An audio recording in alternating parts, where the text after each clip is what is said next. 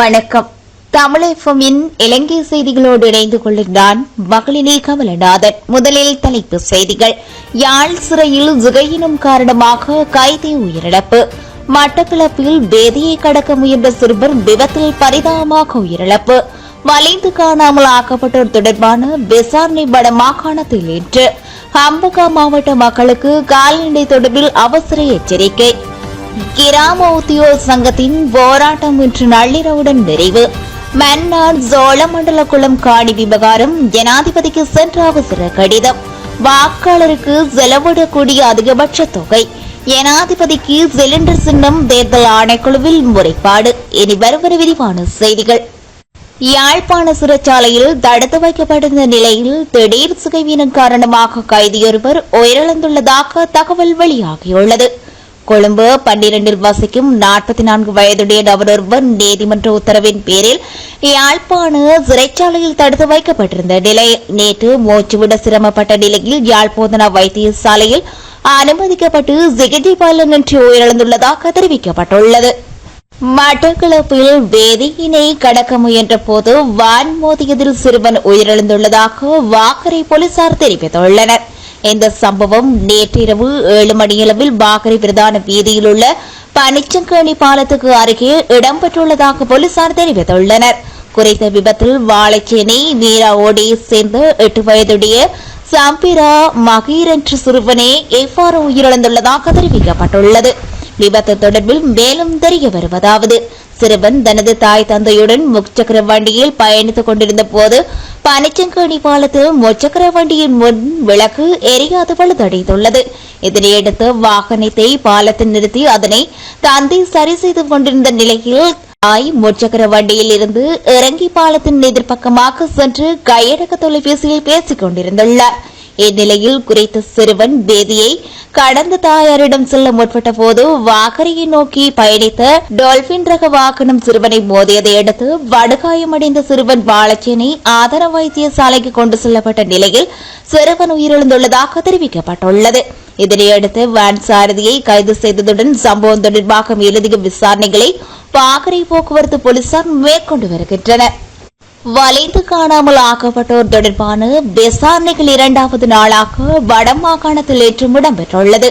இதன்படி யாழ்ப்பாண பிரதேச செயலகத்தில் இன்று இந்த நடவடிக்கை முன்னெடுக்கப்பட்டுள்ளது. நேற்றைய தினம் பருத்தித்துறை பிரதேச செயலகத்தில் முன்னெடுக்கப்பட்டிருந்த குறித்த நடவடிக்கையின் போது கரவட்டி பருத்தித்துறை மருதங்கேணி பிரதேச செயலகங்களை உள்ளடக்கியதாக விசாரணைகள் முன்னெடுக்கப்பட்டிருந்தன. இந்நிலையில் நேற்றைய தினம் யாழ்ப்பாணம் ஜங்கானை காரைநகர் நல்லூர் சாவகச்சேரி ஜண்டிலைப்பாய் நெடுந்தீவு ஓர்காவத்துறை வேலனை ஆகிய பிரதேச செயலகங்களை உள்ளடக்கியவாறு விசாரணைகள் இடம்பெற்றுள்ளன.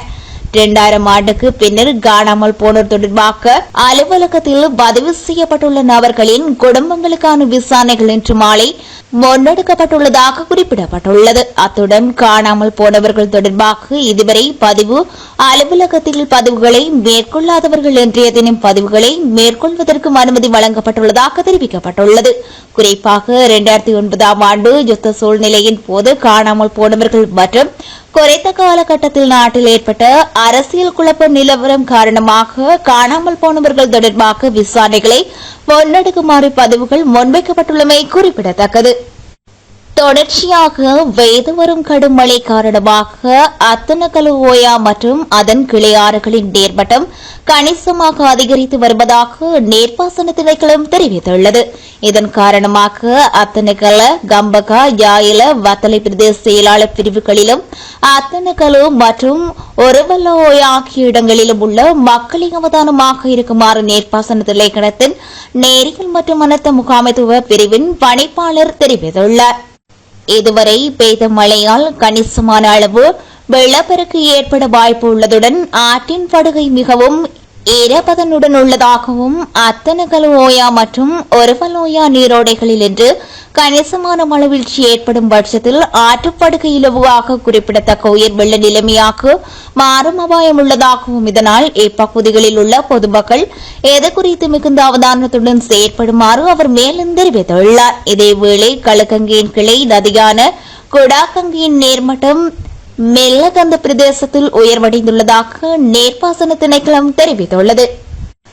கிராம உத்தியோகத்தர் சங்கத்தினர் முன்னெடுத்திருந்த தொழிற்சங்க நடவடிக்கை மற்றும் கருப்பு எதிர்ப்பு வாரம் ஆகியவற்றை தற்காலிகமாக நிறுத்துவதாக கிராம உத்தியோகத்தர்கள் தொழிற்சங்க கூட்டமைப்பு அறிவித்துள்ளது.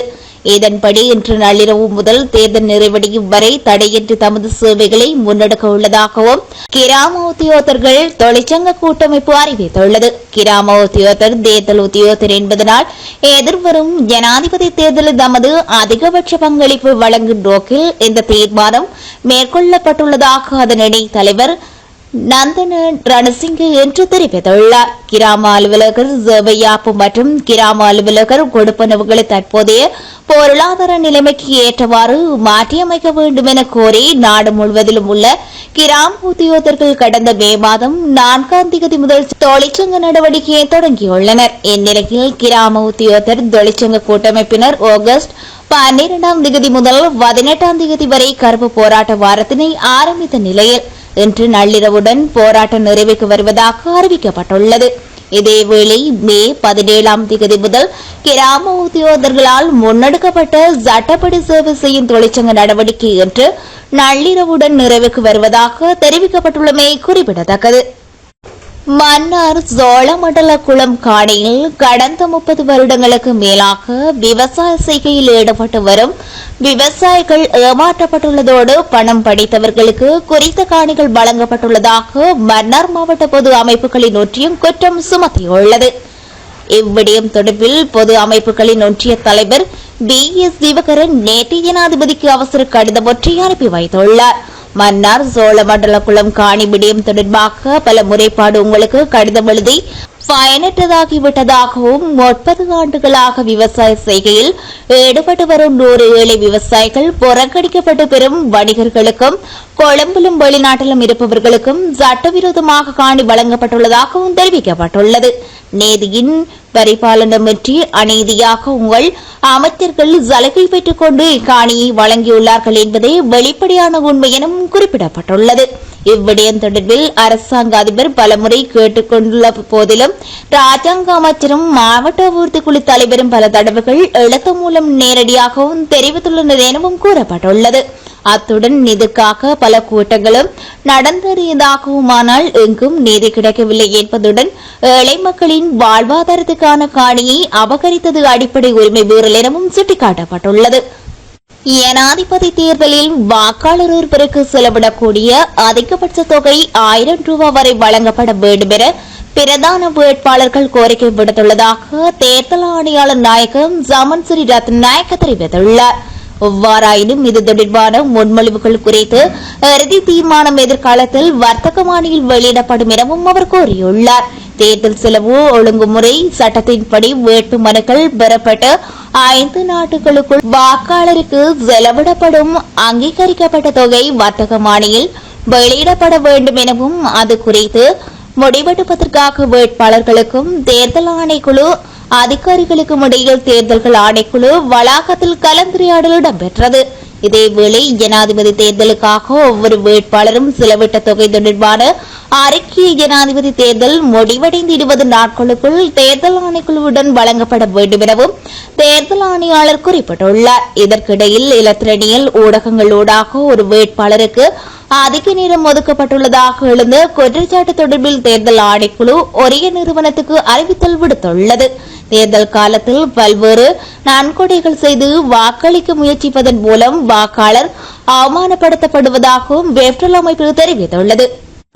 நாட்டில் இன்று மேல் சப்ரகமுவ மற்றும் வடமேல் மாகாணங்களிலும் கண்டி நுவரெலியா காலி மற்றும் மாத்தறை மாவட்டங்களிலும் அவ்வப்போது மழையோ அல்லது இடியுடன் கூடிய மழையோ பெய்யக்கூடும் என வளிமண்டலவியல் திணைக்களம் தெரிவித்துள்ளது.